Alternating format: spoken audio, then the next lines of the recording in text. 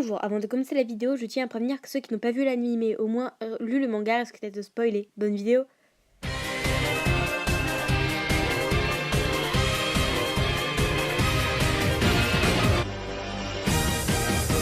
Bonjour à tous, je viens de parler de Another, un anime qui me tient beaucoup à cœur puisque c'est le dernier que j'ai vu en date. Alors Another, c'est un roman créé en 2009 par Yukito Ayatsuji, adapté en manga en 2011, puis par la suite en animé en 2012 et enfin en film live en 2012. Anotherception. Concernant le film live, je ne pourrais pas le critiquer parce que je ne l'ai pas vu au complet, je n'avais pas la tête de Misaki. Alors attardons-nous maintenant sur l'animé, vu que c'est le seul truc que j'ai vu concernant Another. Alors on va commencer rapidement par l'histoire, rapidement. Koichi Sakakibara est un étudiant qui a des problèmes de cœur et qui un jour arrive dans une ville dont j'ai complètement zappé le nom, mais on s'en fout. Et il est à l'hôpital en fait, et dans l'hôpital il rencontre une meuf un petit peu bizarre qui apparaît comme ça, tel un fantôme. Bonjour, je suis une fille bizarre, elle apparaît dans les ascenseurs, et je vais voir quelqu'un, mais genre vraiment lui dire un truc comme ça. Et elle s'appelle... Mei Misaki. Oui, j'y mets la VF, mais je vous emmerde tous. Moi, j'ai regardé l'anime en VF, parce que je regarde les animés en VF, parce que je m'en bats les couilles. Bon, reprenons. Il arrive en classe de 3ème 3 et se rend compte que la meuf chelou qu'il a rencontrée, elle est dans sa classe. Et tout le monde lui dit, va pas lui parler, elle existe pas, machin, ils savent pas de qui elle parle. Et il est con, du coup, il va lui parler. Oui. Et en plus, cette meuf est vraiment bizarre. Genre, il va voir la seule meuf qui a un cache-œil, qui se balade toute seule, qui a une gueule de fantôme, mais genre vraiment. Mais comme il s'en fout, il va voir les gens bizarres. On apprend par la suite que sous son cache-œil se trouve un œil de verre dû à une tumeur de quand elle était petite.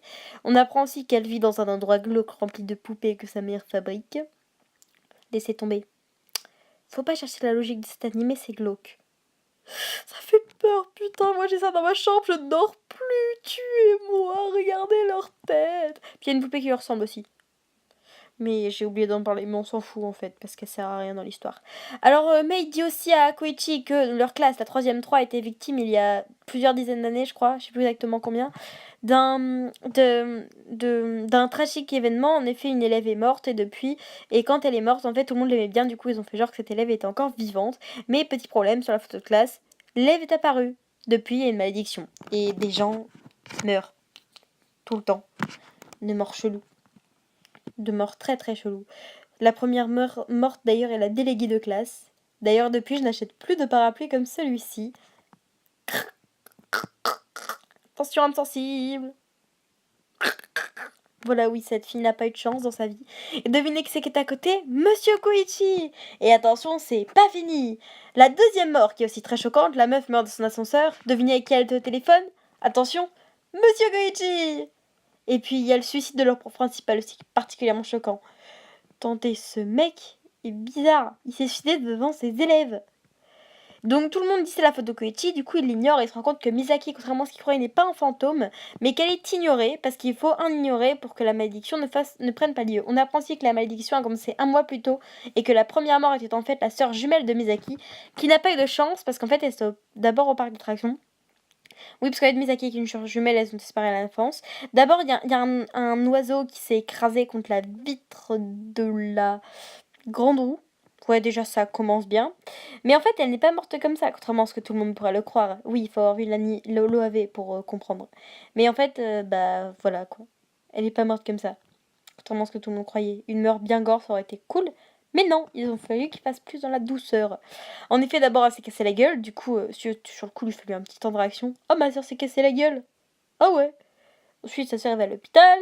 Elle lui explique: ah, patati patata, j'ai une leucémie, patati patata, t'inquiète, ça ira mieux. Après, on ira jouer, ça sera cool, tu verras.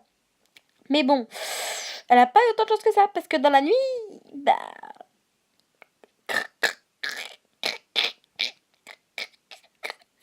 puis la mort. Alors après, ils trouvent une vieille cassette pourrie qui leur dit: il faut tuer le mort. Oui, parce qu'en fait, il y a un mort dans la classe, une personne en trop qu'ils appellent, qu'il faut tuer, c'est la faute de la malédiction. Et là, comme ils sont très intelligents dans cet animé, ils disent: on est maudits les mecs, ça vous dit on va dans un manoir? Un manoir pourri en pleine montagne. Ouais, on va tous aller se faire tuer. On apprend aussi que Misaki, son œil lui permet de voir la couleur de la mort et donc savoir qui va mourir ou qui est le mort. Puis là, ça part en boucherie dans le manoir sans aucune raison parce qu'en fait, tout le monde veut tuer le mort parce que quelqu'un a diffusé la cassette. Du coup, tout le monde s'entretue parce que tout le monde croit que c'est Misaki la morte. Du coup, tout le monde essaie de la tuer, sauf que ces gens n'ont pas de chance. Du coup, tout le monde meurt. Genre cette meuf qui n'a pas eu de chance. La bonne chance de la meuf. Et celle-là aussi. Elle était censée protéger les gens en début d'année. Elle a pas eu de chance, hein. Je vais vous protéger. Elle a même pas su protéger sa tronche. Et encore, retournement de situation. Le mort n'était pas un élève de la classe, mais le professeur suppléant qui est aussi la tante de Koichi. Si, vous savez, la meuf dont personne ne parle parce qu'on la voit 3 fois dans l'animé et qui ne sert strictement à rien, à part les emmener en voiture dans un endroit où un mec va mourir en bateau. Mais si. Puis la prof que tout le monde dit qu'elle est trop bonasse, mais on la voit 2 fois.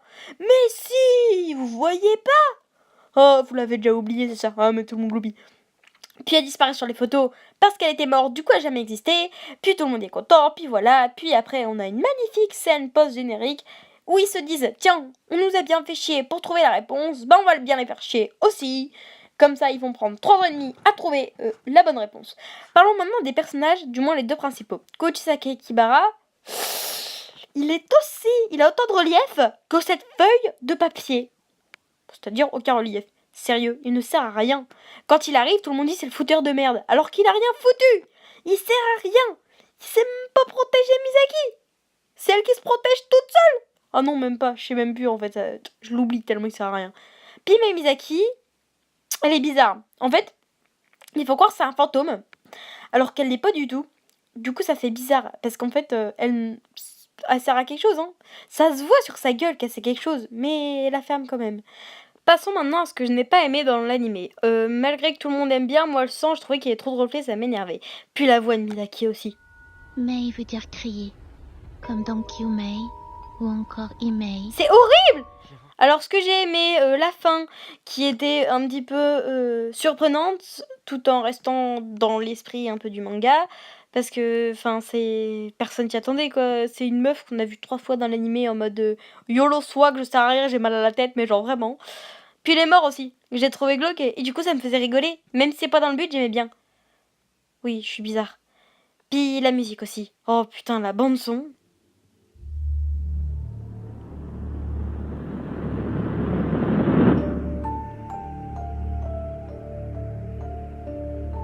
Mais dis ça à votre prochaine soirée d'anniversaire. Je suis sûre que ça va faire un carton.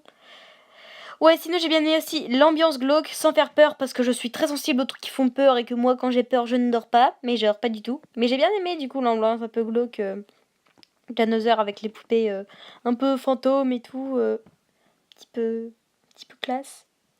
Mais même si à la base c'est censé être un anime qui fait peur, moi ça m'a pas spécialement fait peur. Bon, j'avais peur pour les personnages en fait plus que pour moi, vous voyez. Genre, oh, mais il est con, pourquoi il fait ça, il va crever. Vous voyez le genre de choses comme ça. Ouais, voilà. Donc sur ce, j'espère que cette vidéo vous aura plu. N'hésitez pas à me dire si vous voulez que je vous parle d'un manga spécial ou d'un animé en commentaire. Sur ce, bye tout le monde, allez vous acheter un sandwich et à plus.